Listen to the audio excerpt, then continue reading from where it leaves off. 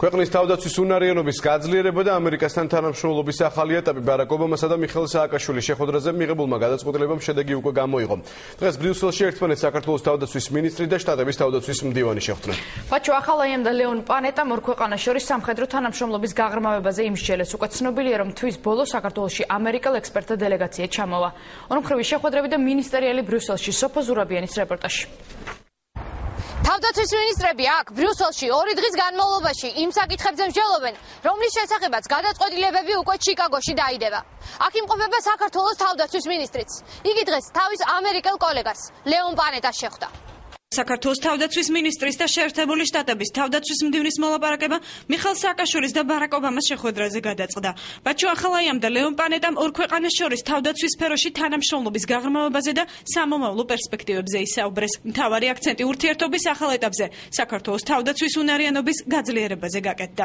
ეს იყო სულიად ახალი ფაზა ურთიერთობების, რაც ნიშნავს იმას, რომ ჩვენ თუ აქამდე ფოკუსირებული ვიყავით იმ სამხედრო წვრთნებზე და იმ სამხედრო დახმარებაზე, რომელიც ერთმობოდა ძირითადად ჩვენს იმ ნაწილებს, რომლებიც მონაწილეობენ ISAF-ის ოპერაციაში, ამიერიდან გვექნება შესაძლებლობა, რომ ვიფიქროთ ისეთ სამხედრო დახმარებებზე, ისეთ სახის დახმარებებზე, რომლებიც ფოკუსირებული იქნება მთლიანად შეიარაღებული ძალების განვითარებაზე, რაც საბოლოო ჯამში უზრუნველყოფს ქვეყნის თავდაცვის უნარიანობის ამაღლებას. საქართველოს შეიარაღებული ძალების ნატოსთან თავსებადობა და თავდაცვის უნარიანობის ამაღლება სამხედრო სფეროში თანამშრომლობას ამერიკას საქართველოსთან ყველა მიმართულებით აღრმავებს. ახალი პრიორიტეტები, კონკრეტული წვრთნები და პროგრამები უახლოეს მომავალში სამუშაო ჯგუფების შეხვედრაზე დაიგეგმება.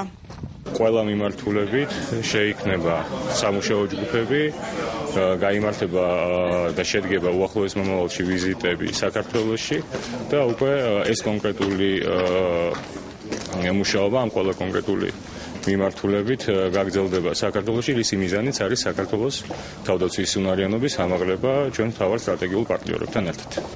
საქართველოს თავდაცვის უნარიანობის გაძლიერება შტატების მხრიდან მთელი მსოფლიოსთვის უმნიშვნელოვანესი პოლიტიკური გზავნილია. ანალიტიკოსები ფიქრობენ, რომ ავღანეთის მისიაში ქართული კონტინგენტის გაზრდის გადაწყვეტილებამ ამერიკის პრეზიდენტ საქართველოსთან სამხედრო თანამშრომლობის შესახებ თამამად განცხადების საშუალება მისცა. აქამდე ობამას ადმინისტრაცია საქართველოსთან თავდაცვის სფეროში მხოლოდ წვრთნის და განახლების მიმართულებით მუშაობდა. დღეს კი უკვე განსხვავებული რეალობაა. ეს იქნება საქართველოს და აშშ-ის ისტორიაში არსებული ყველაზე ეფექტური პროგრამა თავდაცვის უნარიანობის დახმარების. ეს გულისხმობს კერძოდ არა მარტო ISAF-ის ფორმატში ჩვენ დახმარებას შეხვედრიდან, არამედ იმ თემებში, რომლებიც კონკრეტულად ეხება საქართველოს თავდაცვის უნარიანობის ამაღლებას და მის ტერიტორიულ თავდაცვას. ამ მიმართულებით არა მარტო შედგა პოლიტიკური კონსულტაციები, არამედ ასევე დაიგეგმა უკვე კონკრეტული ღონისძიებები. ამერიკის თავდაცვის მდივანთან შეხვედრამდე ბაჩო ახალაიამ ISAF Top 10-ის ფორმატში გამართულ მინისტერიალშიც მიიღო მონაწილეობა.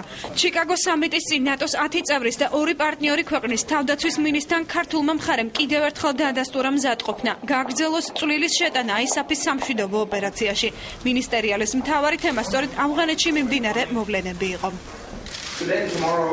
დღეს და ხვალ ჩვენ მაისში გასამართ ნატოს ჩიკაგოს სამიტზე ვისაუბრებთ. ავღანეთი რასაკვირველია ჩვენი თანამშრომლობის უმთავრესი პრიორიტეტია და ამ საკითხში გარკვეული პროგრესი გვაქვს. ავღანეთის უსაფრთხოების ძალები ყოველდღიურად ძლიერდება და იხვეწება. ანუ ჩვენი მისია სწორი მიმართულებით მიდის.